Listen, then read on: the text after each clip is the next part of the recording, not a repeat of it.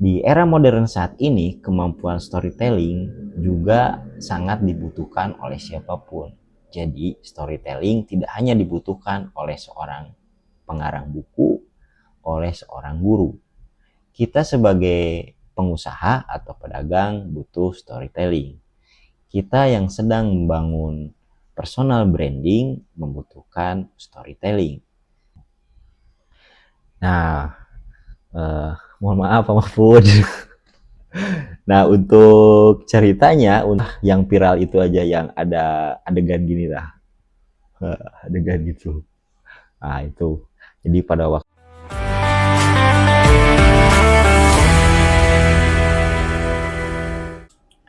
Hai teman bicara, kembali di channel tentang bicara. Bicara tentang apa kita sekarang, kita pasti pernah bertemu dengan seseorang, kemudian orang tersebut menceritakan sebuah kisah atau menceritakan sebuah cerita. Kita sebagai orang yang mendengarkan cerita tersebut agak-agak kurang tertarik dengan apa yang orang tersebut ceritakan. Udah nadanya datar-datar aja, intonasinya kurang jelas, ceritanya ngalor ngidul, kemudian ekspresinya biasa-biasa saja, kemudian gesturnya biasa-biasa saja. Kita sebagai orang yang mendengarkannya agak-agak ngebosenin gitu. Tapi kita pun satu waktu bertemu dengan seseorang, kemudian orang tersebut menceritakan sebuah cerita. Kita sangat-sangat penasaran dengan apa yang diceritakan orang tersebut. Sampai-sampai kita kebawa, kemudian bisa mendengarkan cerita tersebut berlama-lama dari awal sampai akhir. Istilah orang Sunda itu kasirep, kita itu seperti kesirep. Kesirep itu terhipnotis dengan orang tersebut bercerita sesuatu kepada kita. Nah, teman bicara, tahu nggak perbedaan orang yang pertama dengan orang yang kedua? Ya, orang yang kedua memiliki skill storytelling. Baik teman bicara, kita langsung saja bahas storytelling.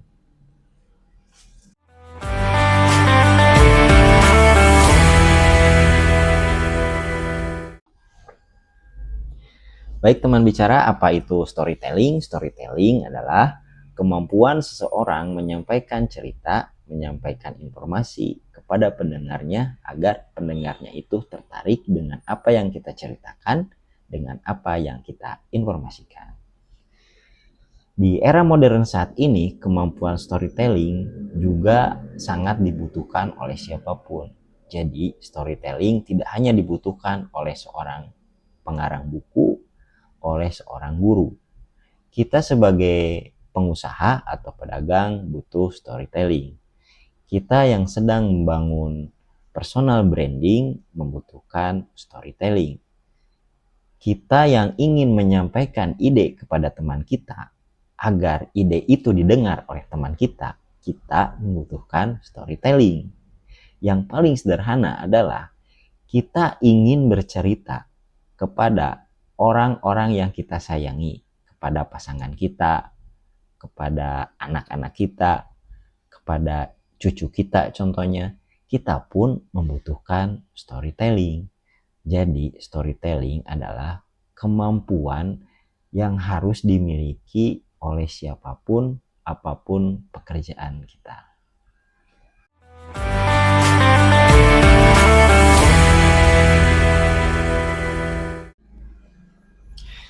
Nah, baik teman bicara, setelah kita mengetahui apa itu storytelling, kemudian agak-agak pentingnya storytelling di era modern saat ini, kita akan masuk saja ke unsur-unsur atau menurut para ahli struktur storytelling. Baik. Para ahli menyebutkan struktur storytelling ada 3 bagian. Yang pertama adalah intro, yang kedua adalah story atau kisah itu sendiri atau cerita, yang terakhir, yang ketiga adalah ujungnya atau akhir dari cerita itu tersebut. Nah, ini yang akhir ini harus menjadi hal yang sangat-sangat diperhatikan karena harus ujungnya itu harus klimaks gitu. Jadi ini ujungnya bisa baik atau tidak. Nah, kita langsung saja masuk yang pertama. Untuk yang intro, isinya itu menurut para ahli harus ada unsur-unsur orang atau personal, kemudian isinya juga ada waktu atau tempat, kemudian situasi apa yang terjadi di sana. Kemudian yang kedua, kisah atau story. Nah, menurut para ahli yang kedua ini harus ada konflik atau ada masalah-masalah di dalamnya atau ada sedikit gesekan lah, tapi harus dibalut oleh sesuatu yang emosional gitu, harus emosional. Nah, yang ketiga adalah cerita, akhir cerita itu harus klimaks, bisa happy ending, bisa sad ending, bisa akhir yang bahagia atau akhir yang menyedihkan gitu. Nah, kita kasih contoh saja yang sederhana. Kisah apa ya, atau nyeritain apa ya. Nah, ini aja deh. Kita tahu kan Pak Mahfud MD saat mendaftarkan dirinya ke KPU pada 2024 kemarin bersama Pak Ganjar Pranowo, beliau mengenakan kemeja putih, dan kemeja putih tersebut adalah kemeja yang sama yang sudah Pak Mahfud siapkan 5 tahun yang lalu untuk mendaftar menjadi calon wakil presiden, tetapi tidak jadi. Nah, kita tahu kan, jadi waktu itu Pak Mahfud sudah digadang-gadang akan menjadi wakil presidennya Pak Jokowi. Tetapi di detik-detik akhir Pak Mahfud diganti tuh sama Pak Ma'ruf Amin. Nah, itu. Nah, jadi yang pertama adalah intronya, kita memperkenalkan nama personal Pak Mahfud MD, kemudian waktunya 2024 kemarin, tempatnya saat di KPU dan keadaannya sedang pendaftaran. Nah, itu. Nah, mohon maaf Pak Mahfud. Nah, untuk ceritanya, untuk story-nya atau peta konfliknya harus ada nilai-nilai emosional nih. Nah, ini bisa terus nih disambungin nih setelah Pak Mahfud mendaftarkan dirinya, kemudian berkampanye, kemudian KPU mensyaratkan ada debat presiden dan debat wapres. Nah, kita tahu sendiri kan lah. Ini mah jadi bukan kisah fiktif. Ini adalah sejarah, berarti menceritakan sejarah. Ya, pada perdebatan tersebut bagaimana itulah yang viral itu aja, yang ada adegan gini lah. Adegan gitu.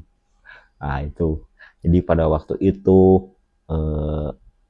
saat berdebat wakil presiden, Pak Mahfud harus berdebat dengan Pak Gibran, kemudian Pak Gibran menjelaskan ini, Pak Mahfud menjelaskan itu. Ya, itu aja lah. Nah, seperti itulah, ada konflik di sana di dalamnya. Kemudian kita pun yang mendengarkan agak sedikit terbawa emosi gitu. Nah, pada yang tahapan terakhir atau resolusinya atau ujung dari cerita tersebut, Pak Mahfud tidak memenangkan kontestasi pada 2024. Nah, kemudian Pak Mahfud ada sedikit argumen-argumen atau pernyataan-pernyataan bagaimana Pak Mahfud bahwa setiap yang menang selalu digugat oleh yang kalah karena ada kecenderungan kecurangan. Nah, itu contoh-contohnya itu. Nah, akhirnya dari Pak Mahfud yang menang adalah Pak Gibran gitu. Nah, itu adalah sebuah kisah gitu, yang sederhana saja. Tapi intinya tadi ya, yang pertama di situ ada unsur personal, ada unsur waktu, kemudian ada tempat dan keadaan. Kemudian yang kedua ada konflik-konflik, yang ketiga ada penyelesaian masalah. Nah, teman bicara, semoga apa yang saya sampaikan menjadi bermanfaat bagi teman-teman. Jangan lupa like, comment, and subscribe. Kita bertemu di video-video selanjutnya. Bicara berbagi, mendengar, memahami. Bye.